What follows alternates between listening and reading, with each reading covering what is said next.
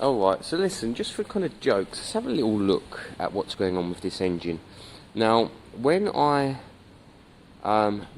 press the kickstart on this thing, it doesn't compress.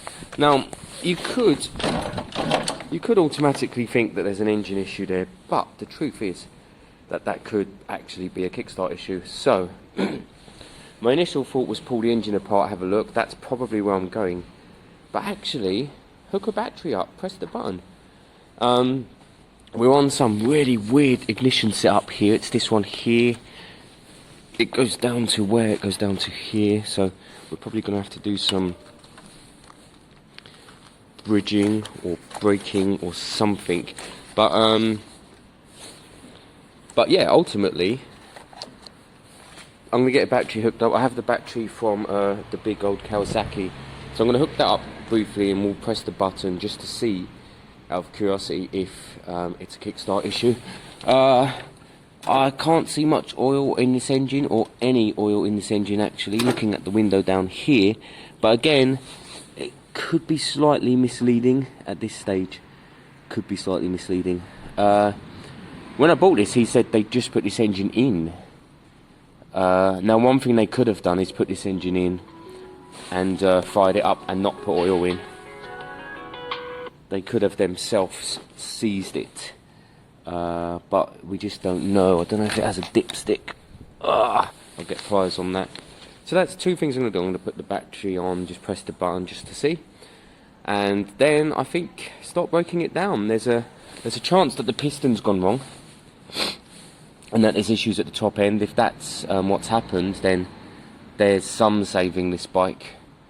If it's a top end thing, because you can get a new top end fairly easily. Otherwise, it's a parts bike, and even then, there's not really enough parts on it. The exhaust could be cleaned up; that can look brand new once it's coated. But otherwise, don't know.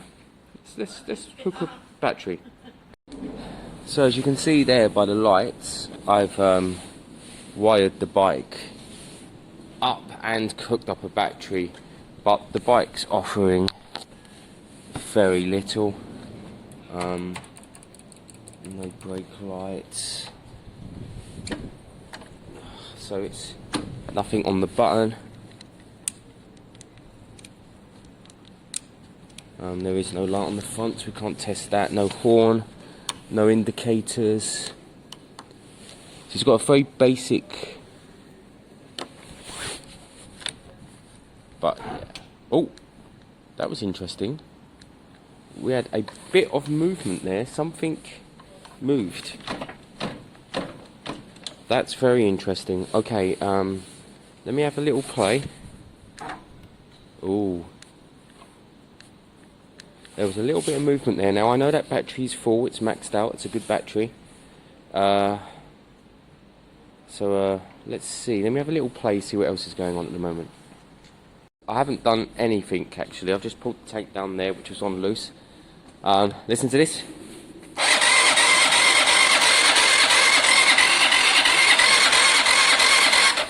That's an engine with compression. That goes to show you guys. Oh, hang on. Oh, we've also got a kickback. You know what's happened? The pistons were lightly seized there. What I'm going to do is pop the spark plug, put a little bit of two-stroke down there, turn it over a little bit, and God, we might even hear this little thing today. I mean, it is bad, guys. All the switch gear is hanging off. It's got no front light. It's, you know, nothing's really working. It's got no front brake. But if we have a running engine, then we've got our money back there. That's unbelievable.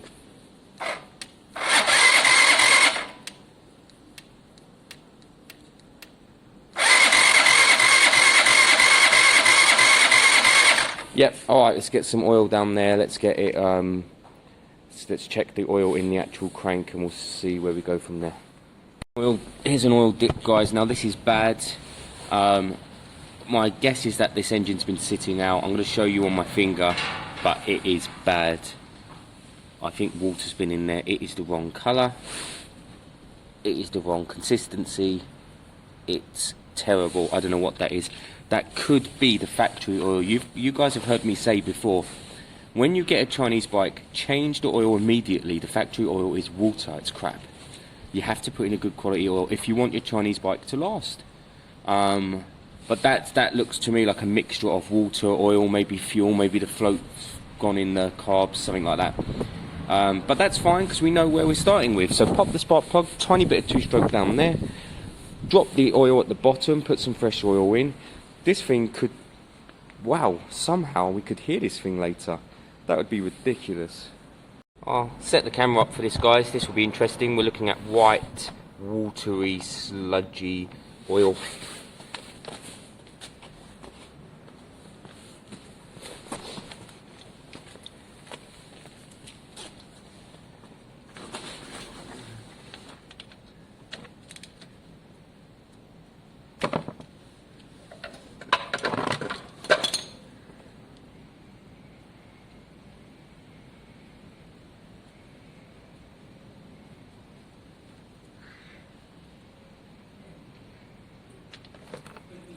And water.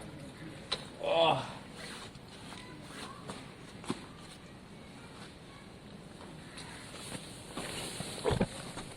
There was actual water in there, guys.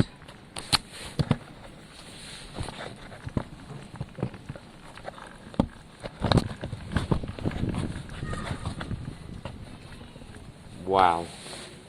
I don't even know what to say, if I'm being honest.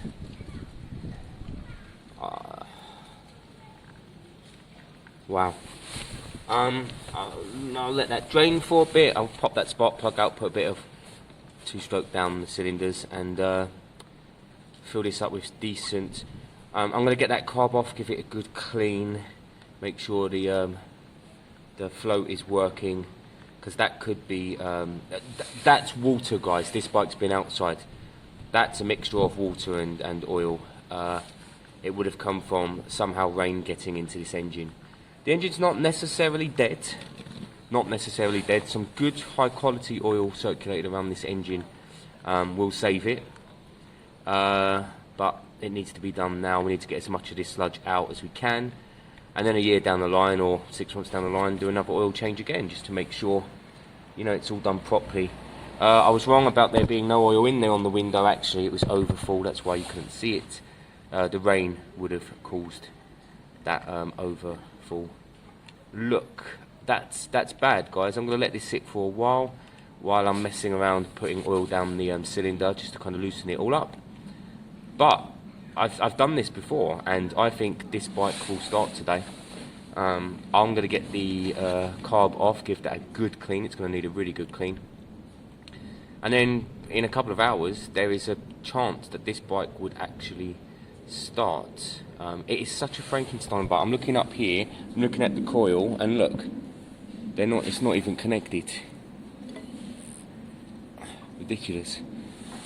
But if we can get this weird Frankenstein style bike started, that's a pretty amazing achievement, actually. I don't even care about the fine tuning or the MOT or making this a daily or whatever. I'm not even interested in that. If we can get it running, that's sometimes the fun part of this stuff. Guys, Sultan's here. What time is it? 11:30. Hour and a half. I was at Howden's. The lady was terrible there. I was like, "You're right, love," and she was like, "Ain't your love, mate? What's going on?" I was just like, "I just want to make my trade account again. What's going on?" She said to you, "Are you alright, love?" No, I came in. You said to her, "You alright, love?" I came in. I was like, "You're right, love. Just want to check my trade account." And she was like, "I ain't your love, mate." I was like, "What the fuck? What's going on?" There is more of that happening. There's a kind of a feminist approach, which is, I mean, I'm very much a feminist. I mean, and you are actually as well at times. Don't get me wrong, I'm not all for that, like, wolf whistles and all that. Oh yeah, exactly. I've heard you talk about feminism in a positive way, and that does come up nowadays. But I don't like being called boss. I don't like shopkeepers calling me boss. I call them chief. I don't like chief. I don't like boss, because I think there's something about it that almost dehumanises people. I think we're people. I'm Charlie, you're Sultan, and you get to know your local shopkeepers, don't you? And but they, yeah, exactly. But you should. You used to. Don't call them by name. No, because they call you boss all the time. So yeah, so there's a bit of that going on. Anyway, right, you've got your Renthal handlebars and your whole ignition set. Very exciting. It's down there. You can have a look in a minute. Sultan thought this was his bike. I wouldn't work on your bike without you. So I think pull that thing out parallel, because I'm going to help you a bit more today.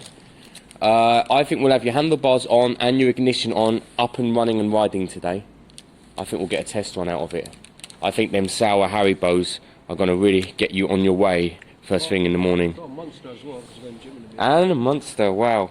You're not going gym until you've done your bike, right? Of course, I'm not going to leave half right. I'm not doing late here today anyway, mate. I'm going to maybe 2. I think Steve's popping down. Who's Steve again? DNA owner. Ah, yeah. The bike's not broke, he's just popping in.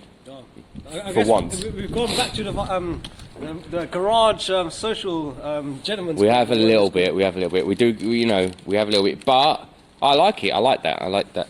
As long as we can get our bits of work done, I don't mind that. You've been leaking petrol or something, yo?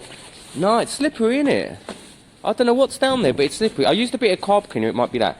That reminds me. A bit of 2-stroke in there. Get it kind of going around a bit, and I'm going to pop this carb off, give it a clean.